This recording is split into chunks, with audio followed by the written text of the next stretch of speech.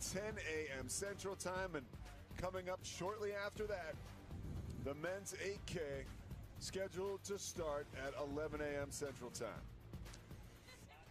Welcome to Cottonwood Golf Course here in Waco, Texas, everyone. I'm Pete Souza alongside former Iowa State runner John Nowns. John, just so much at stake today for these runners. Absolutely. I'm so excited here today. We've got some excellent races on both the men's and the women's side, and BYU men's coach Ed Eyestone said it best. He said, if there is a college game day for cross country, it would be right here in Waco. Well, we look at the team perspective right now. What is a thread or a couple of things you see as we start, right, with the women's race? In that women's field, what team kind of jumps out with you, to you, or teams? Absolutely. It has to start with the BYU women. They come in ranked number 1 in the country, but they've got their hands full with West Virginia.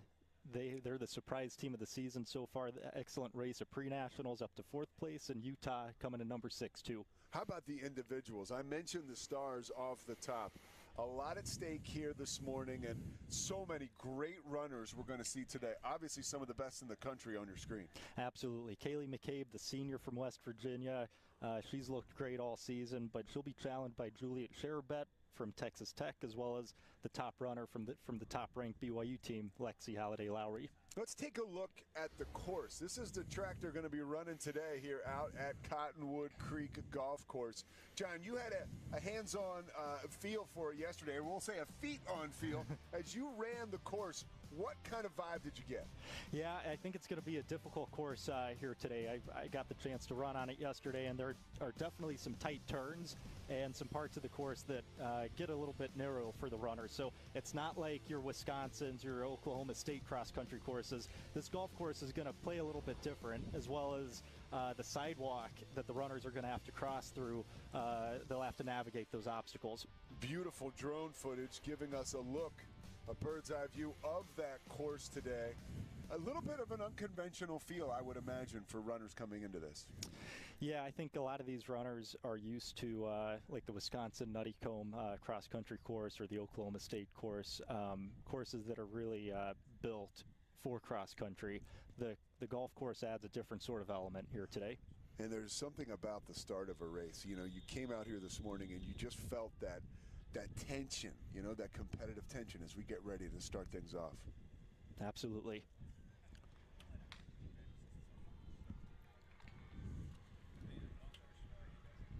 And the women's 6K is underway.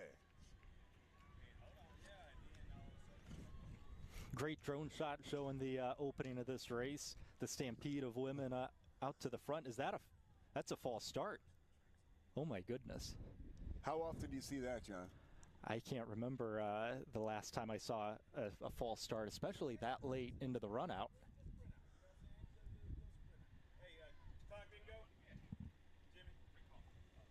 So we're trying to exactly clear up what happened. Yeah, they're recalling the runners back to the start line. Did not expect this sort of start here for the women. I'm sure they're not happy about this either. You've got all this pre-race excitement and nerves, and to get recalled, it's a tough start. Yeah, we're going to take another look at that, but let's see exactly what could have taken place here. Yeah, I'm not sure I see anything obvious from the start.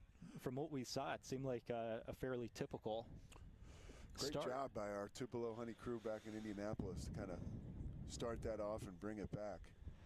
Yeah, the overhead view is really great. You know, it gives a sense of how fast these athletes are running. Sometimes with the lead cart, everything's one-dimensional, but you get that overhead view, you realize how much ground these runners are covering. What's going through their heads right now? I mean, with someone who's had the experience like this, you're charged up, you're about to start off the race, you're in your head, you're trying to get out of your head, and then all of a sudden you're out of the blocks and you're called back. Yeah, I don't know if I've ever had a false start in a cross-country race, so it's not typical.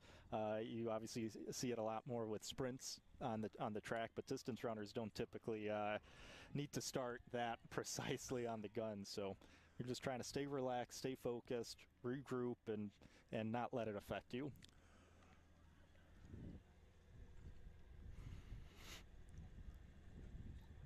67 degrees, a slight wind today, about 8 miles per hour. Obviously overcast conditions to start, expecting the sun to poke through from time to time here. All things considered, for Texas, it's some pretty nice weather. It's nothing like these runners we'll see in Wisconsin later this month, but it's some pretty good weather. Pete Souza with John Nouns, and we are ready to go here.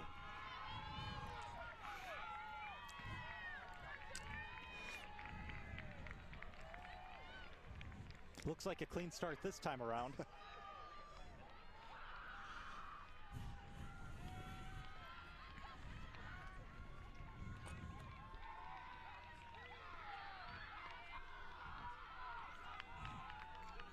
We see immediately Kaylee McCabe from West Virginia right out in front. And you've had a lot to say about McCabe coming up to this race, and I think a lot of folks in the cross-country orbit, or in her orbit, have talked a lot about Kaylee McCabe as well. She's an excellent runner, and you know that because she competed in the Paris Olympics this summer for Team Canada in the 3,000-meter steeplechase. She didn't compete last year for West Virginia, I think due to injury, but she's back this year. She's a senior. She's experienced. She's won this cross-country meet at the Big 12s back in 2021 and in 2022, so she's definitely looking to add to that collection here today. Now we see the pack taking shape. These runners, now they ran out here yesterday. They get a feel for it. How much different is it the second time around? Well, I think yesterday for the pre-meet, all the runners are trying to just get a sense of, where to go on the course.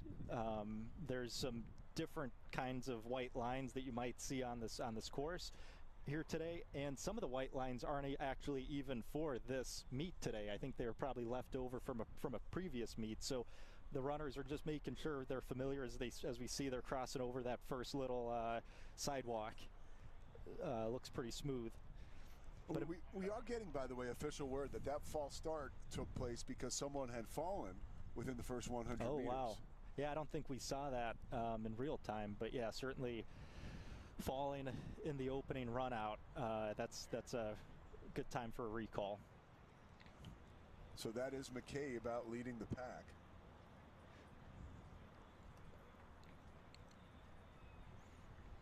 Getting a look at our cart cam, and now back to that drone footage. Yeah, it looks like, just judging from this field right now, they're strung out decently so. So I mean, it's definitely not a sit and kick kind of championship style race. It looks like the women are out running, honestly. And there's even a separation here. That top pack of about 6 athletes has already put a little bit of a gap on the rest of the field. And some of the women we were looking at before this race, right? Kaylee McCabe, Juliet Cherubet, Lexi Halliday-Lowry, Joy Nowcott. We are seeing them towards the front of the pack, but obviously plenty of time left. Yeah, Juliet from Texas Tech is definitely someone that Kaylee McCabe is watching out for. Earlier this year, Juliet Cherubet got first place at the Arturo Barrios Invitational. Her time of 18:37 for 6K broke the famous Parker Valby's course record by 21 seconds, showing her incredible fitness this year. She was third here a year ago as a freshman, looking to move up, hopefully to become a champion this year. And you see that's Joy Nowcott, joined by Kaylee McCabe. Yep, the 2 West Virginia women out front early, as well as looks like Lexi Halliday-Lowry from BYU in that lead group.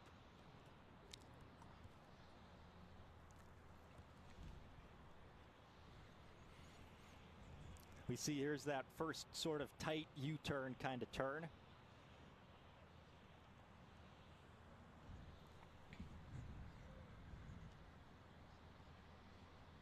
And I see Juliet Cherubet there in white on the left side of the screen. And if vision serves me correctly, that's Lexi Halliday-Lowry. Yep, in the black singlet on the right side. She is right behind Joy Nowcott. Yep. And those 4, as we expected, with an early separation. Yep, and I see kind of in that middle area, I think that's Anastasia Chepcourier from Texas Tech, Juliet's teammate here, but it looks like that top 4 is already starting to even pull away from her.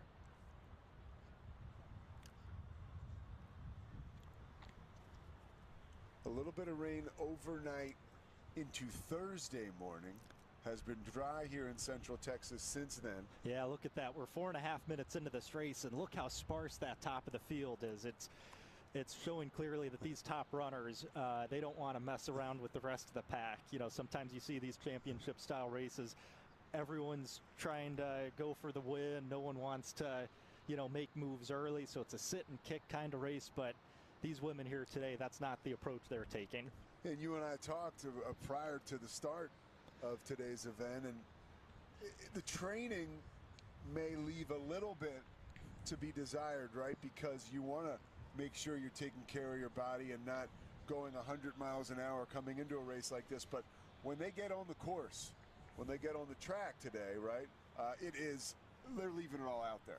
Absolutely, yeah. It's a fine line, I think, sometimes with distance running training, specifically in the cross-country season, because you want to ultimately peak at nationals, but at the same time, you know that this Big 12 championship race, this is a big deal. This is important. I remember my coach at Iowa State, Martin Smith, would say, Big 12 pays the bills. This is what it's all about. When it comes to the week of the Big 12s, you got to lock in and understand what's at stake here.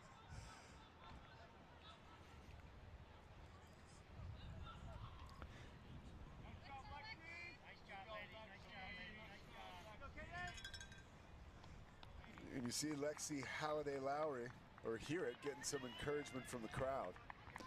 Yeah, like we expected, these top four women, they're the best in this field, and they're showing it early on. They all look smooth and comfortable as they approach the 3K mark.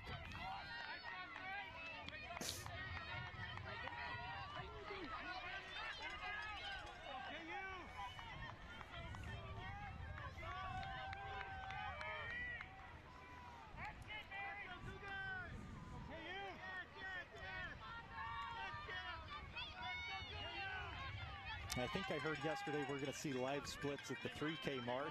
So once we get those splits, we should get a sense of how the team race is stacking up. But like we talked about earlier, you know, ultimately cross country is a team sport, and we have some of the best teams in the country here racing on the women's side. BYU, obviously, and then you've got West Virginia. They're trying to prove that their performance earlier this year at pre-nationals wasn't a fluke. They should be considered a top podium team, as we see the runners are running right by where we're sitting. And then, of course, the newcomer to the conference, Utah, they have a great history of distance running. Their coach, Kyle Kepler, he's been in Utah for 20 seasons, and the last 10 years or so, they've been a consistent qualifier to that NCAA meet. So certainly happy to have Utah here joining the conference with us. Yeah, one of the first actual championship events in the Big 12 with the expanded conference. Absolutely, yeah, and Utah's not the only big addition to the conference this year. Colorado, one of the great historical powerhouses in distance running.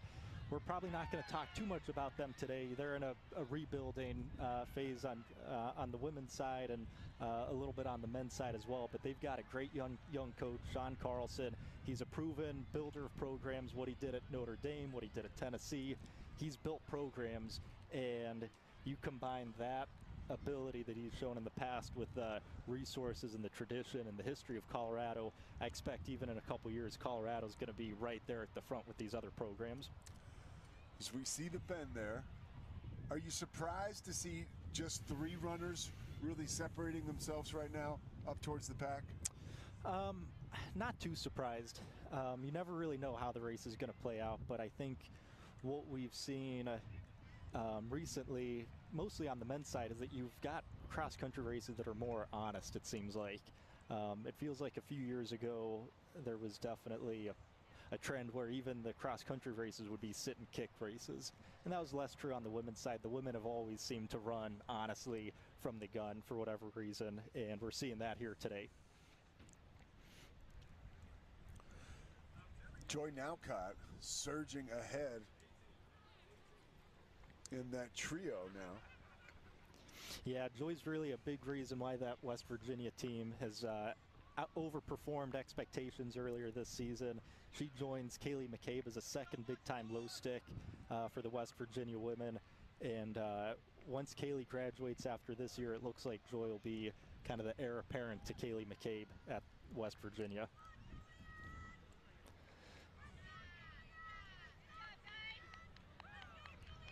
coming up on 10 minutes gone.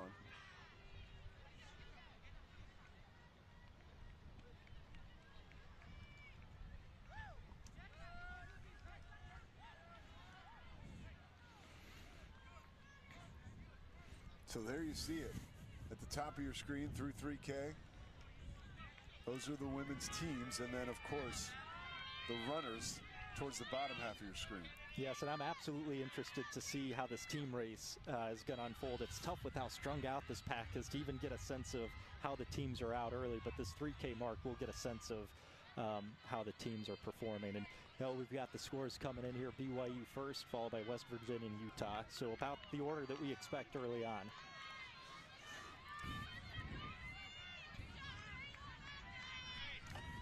And the two West Virginia runners, as we see McCabe now take command and followed closely by her teammate. Yep, Lexi Halliday-Lowry from BYU has fallen back a little bit. She's obviously running for more than just herself. She's trying to secure a second consecutive Big 12 championship for the BYU women. Halliday-Lowry, fifth right now. Nowcott and McCabe, the Mountaineer duo out in front.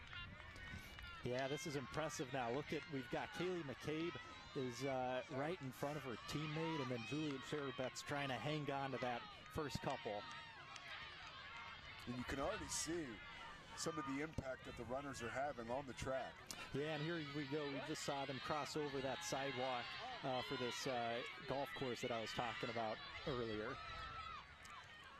Yeah, you see it now from that drone. That's a great shot of it. Yep. Yeah, it's not something that you find at your Oklahoma States or Wisconsins.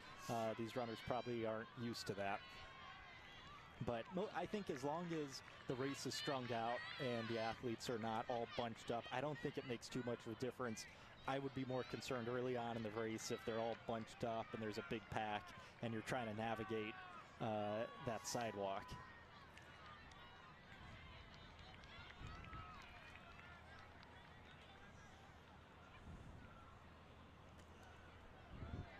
If you're just joining us, we are in Waco, Texas at Cottonwood Golf Course.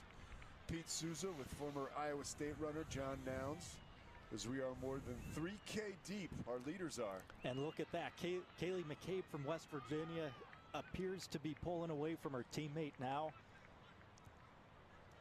She's all by herself now. I can hear it in your voice. She just hit another gear. Yeah, I mean, she's an incredible runner, incredible fitness that she's shown for years. So it's no surprise to see her up front kind of dominating this field, but it's impressive nonetheless.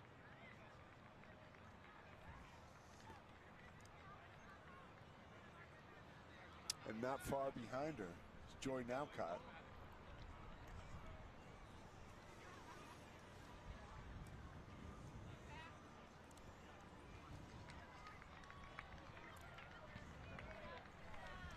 Like we said, Kaylee McCabe this summer competed at Team Canada for the 3,000-meter steeplechase, so she's an excellent steeplechaser, but maybe just as good of a cross-country runner, too. And Nowcott right behind her finished 10th at pre-nationals.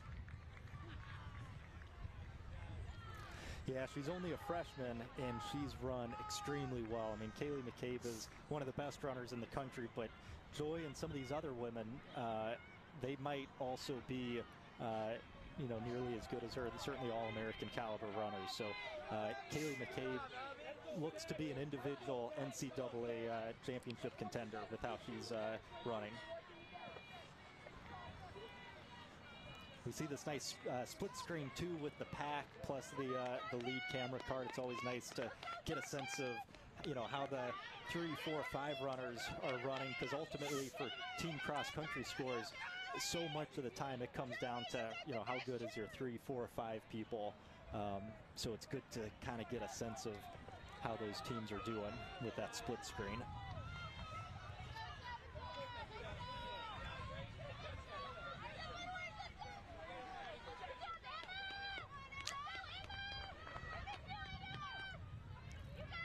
Kaylee McCabe's out front, but her teammate Joy still hanging on, not too far behind. But Kaylee McCabe just keeps pushing, keeps driving all the way.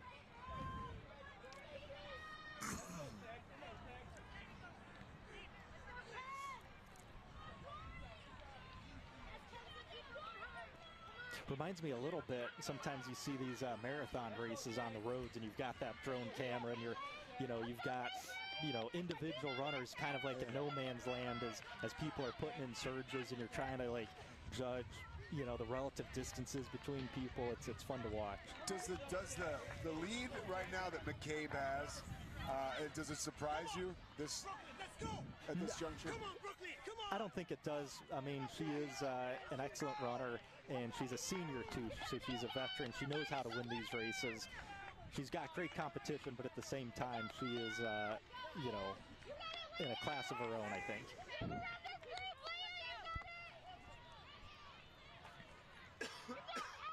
Multiple-time All-American. We've talked about the steeplechase. She's been, third, sixth place in the outdoor steeplechase, as well as sixth in the indoor mile at NCAAs. So all around, she's gotten it done on the Big 12 stage, winning Big 12 championships, and then at the national stage, multiple-time All-American. As well as we should point out, too, all the way back in 2021, she was third nationally in cross country. So she's been good at this for a long time.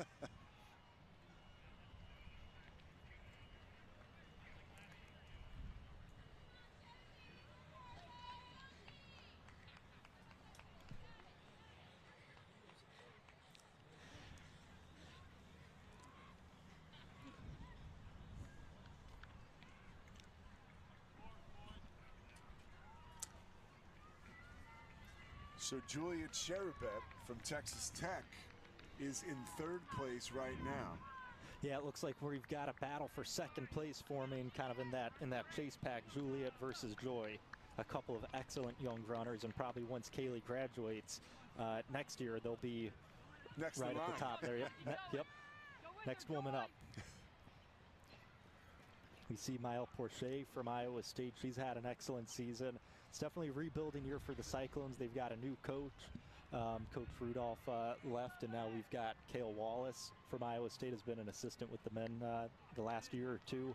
Iowa State's a program that, they see themselves on both the men's and the women's side as, a program that should qualify for nationals every single year, make it to the top 10 at NCAAs, and on good years, make it to the podium. So there's lots of teams in the Big 12 that are proud cross-country programs that pour a lot of resources and energy into being good at this sport. And you might have a down year or rebuilding year one year, but that doesn't change the fact that these athletes and their coaches are competitive, and they're going to do what it takes to try to win championships. Well, you could feel that energy here before the race. You certainly can hear it now. As that is Juliet Cherubet from Texas Tech, who looks like she has surged ahead of Joy Naucott, as of course Kaylee McCabe maintains command of the lead here. Yep, they're coming to the getting close to the finish now. Kaylee still looks good as she always has. A slight mist coming down here in Waco, Texas, just starting, but McCabe running right through it. Absolutely. She's looked great start to finish. She broke away early on and just has not missed a beat. Has just powered all the way from start to finish. And here she comes to the finish.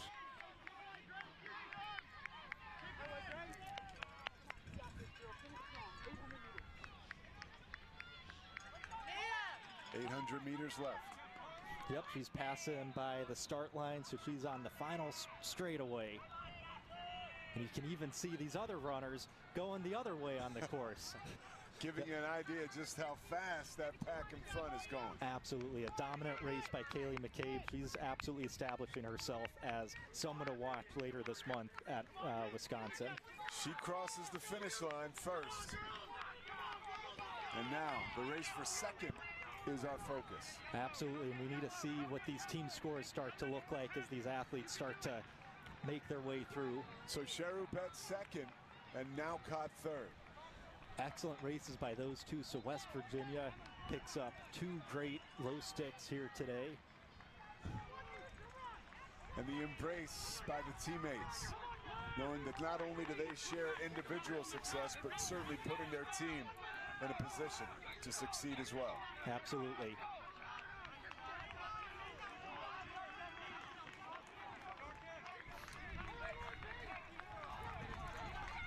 that looks like Lexi from BYU crossing the finish line.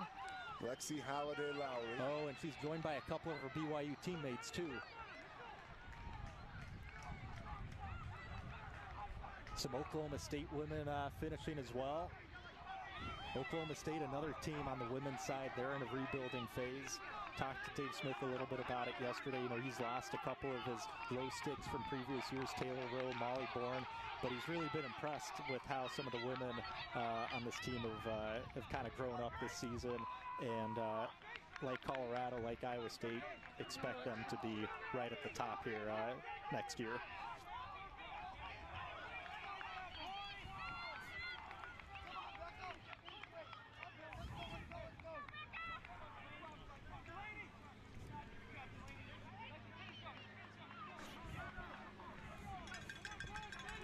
And we're waiting for the live results to come on through.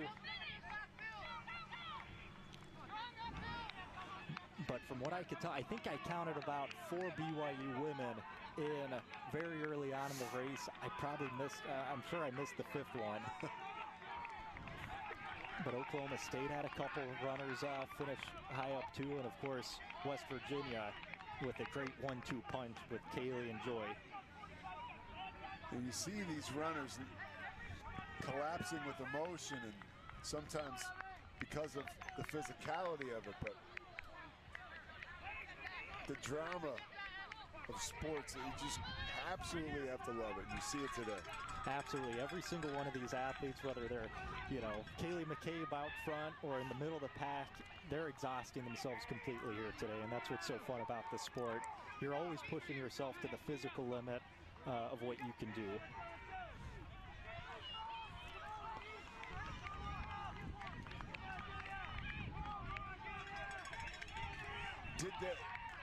Did the timing surprise you at all of McCabe, how early she finished?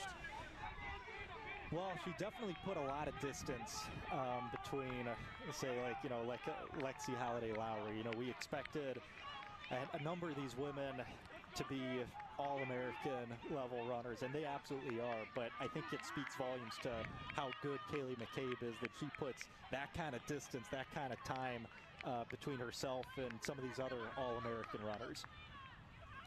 I'm really excited to see later this month what Kaylee can do on the national stage.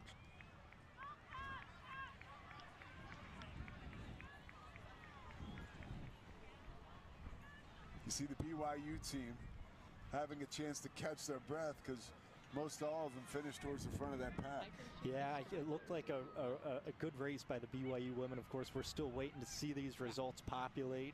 I think there's a little bit of a delay here, but as soon as we get these live results, we'll have to see how the team race shook up.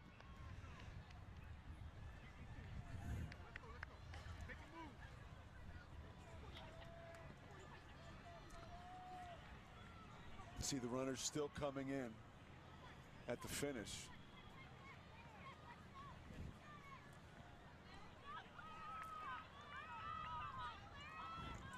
And there's their coach, Coach Dulcet Taylor, having a post-race talk with her team. How about what you had a chance to talk with her yesterday, and you were giving her and her team kudos for coming into this race, being one of the top teams in the country. Yeah, as soon as I asked her my first question, I think I said something like, you know, your women come in ranked #1 in the country. She cut me off. She said, "That's not real. It's not real." You know, she's a smart coach. She's a couple-time coach of the year. She's one of the best coaches in the NCAA. She knows what she's doing. She's built an incredibly strong team here for the BYU women. And you see, you know, they run for each other, for each, you know, for their coach.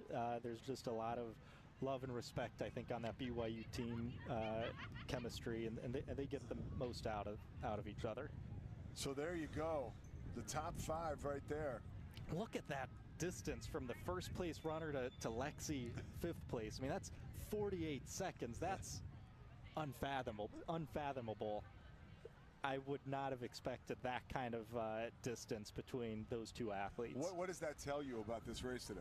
Well, like we said up top, we're giving Kaylee McCabe the course record here today. I'm confident that no one has run that time here. And I think it also probably shows that, you know, Kaylee McCabe is as good as she's ever been. And her teammate, Joy, only a freshman. I mean, that's such a strong race from a freshman. Only 16 seconds back. Another great race by Juliet. I mean, she's established herself early on in her career as one of the very best runners in this conference, and she'll be around for a long time. So we'll get used to Juliet Sharabet and Judy Chepkoech too. Had a great race too.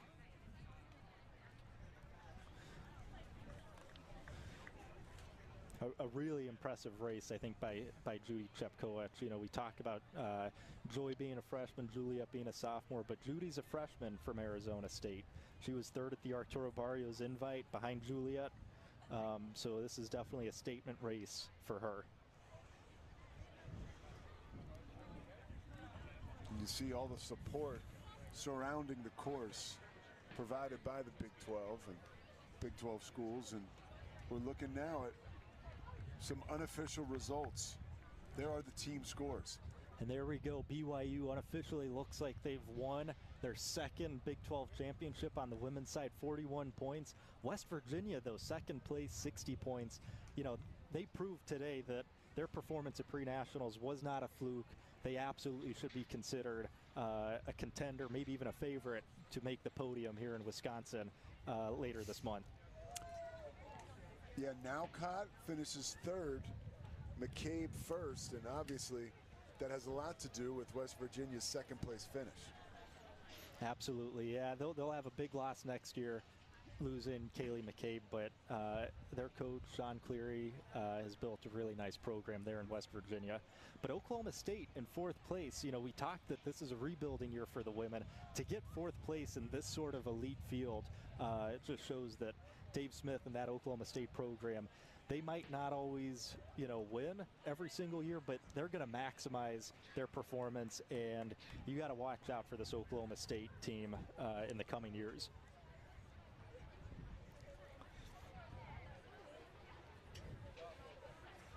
$41 points for BYU, 60 for West Virginia in second, Utah 86, and Oklahoma State 103. We are going to take a quick break, and we will be back at Cottonwood Golf Course here in Waco, Texas, home of the 2024 Big 12 Cross Country Championship.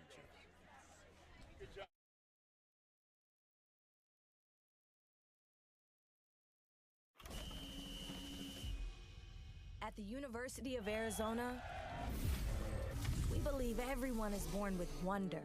That thing that says, I will not accept this world that is, while it drives us to create what could be. That world can't wait to see what you'll do. Where your wonder will take you, and what it will make you. Start your journey at wonder.arizona.edu. The scientists and engineers that support the next mission to Mars could be in this class. Getting a degree at ASU is a journey that can take you anywhere. Into a world of groundbreaking technology and renowned award-winning faculty. Professors who help you to impact the world. Whether you're on campus or at home, becoming your best starts with learning from the best. The University of Utah is set against the Wasatch Mountains. We ski, ride, and climb those mountains.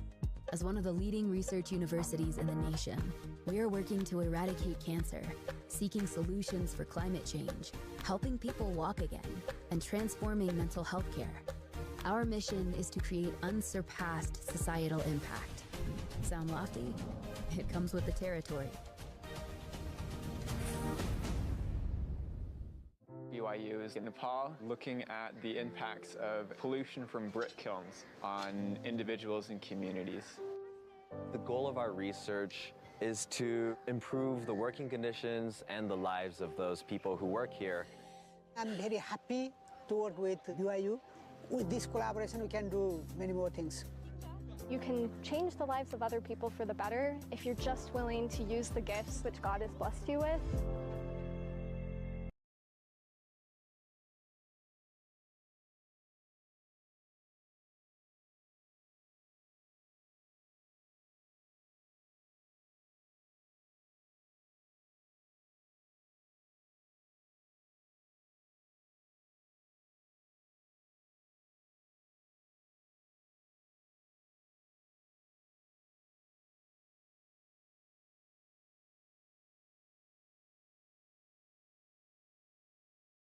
who see the world through a different lens, who take risks, who are willing to make a stand. Because trails, they aren't blazed by the timid, but by the bold. For 150 years, TCU has been creating the next generation of leaders. To think audaciously, care compassionately, lead heroically. And now, it's our turn, our time to lead on. Here, we've got our own state and state of mind, where worlds of all kinds converge under 2 T's and 1 lone star. Here is in the eye of the storm and up in the stars. Here, tradition fuels progress, and unity is born from proud individualism. Here, anything can happen, because this isn't just Texas Tech. It's what's next. And from here, it's possible. Our vision changed everything. Superconductivity research at the University of Houston helped shape the modern world. But we didn't stop there. Today, UH researchers are still pushing the boundaries of what's possible with superconductivity. Faster transit, more efficient energy, better medical diagnostics. We're not just imagining the future. We're building it.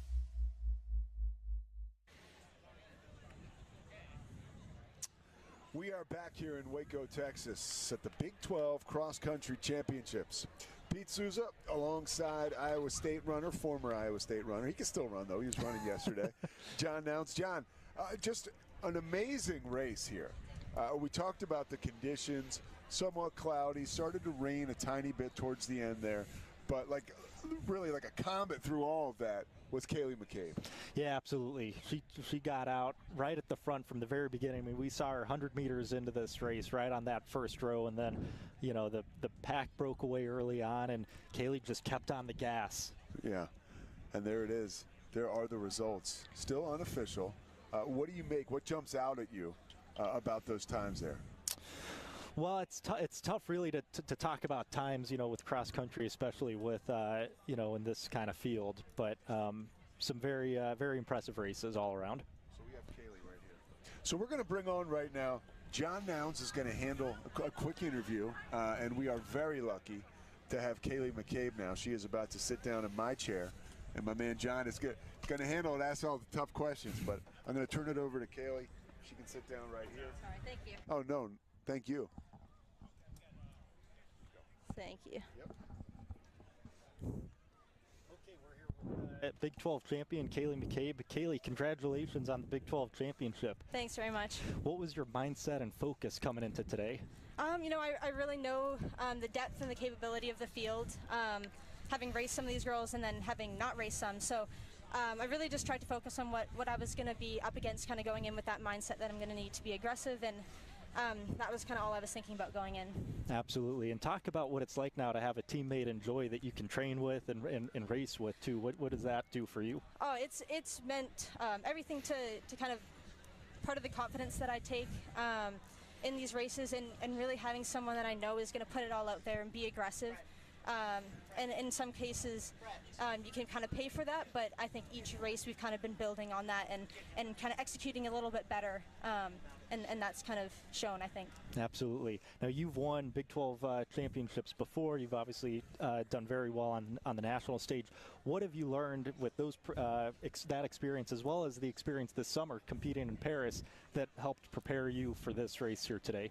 I think just kind of knowing that you can still be aggressive. I think sometimes it doesn't work out, and sometimes you might not make exactly the decisions you need to, but I think each year trying to still come in with the same mindset and just be a little sharper, a little better, and keep trying to compete as best as I can. And I think that shows on the Olympic stage when you have a lot of competitors better than you, and you still have to kind of find a way to perform to your best. Absolutely. Now, what's your focus these next couple weeks as you head into regionals and then nationals?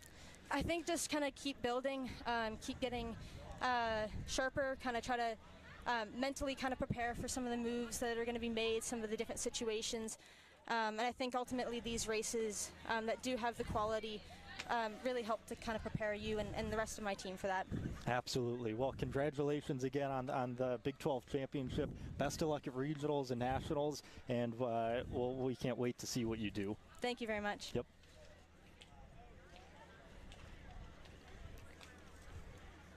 Thank you. All right, well, Kaylee McCabe, we just heard it all there. Are we on the air? So what were your thoughts about what she had to say, John? I mean, that was, first of all, I mean, just from a layman's approach, she walks over here like she just walked out of the 7-Eleven after getting a coffee. I mean, it's like nothing to her, right? She sits down. That didn't feel like a 6K to her for sure. It looked like a breeze to us at least. She dominated today. Absolutely, and you just stole the point that I was going to make. That's what I was going to say, that, you know, she sat down, looked like she was just out for a morning jog here today. Yeah.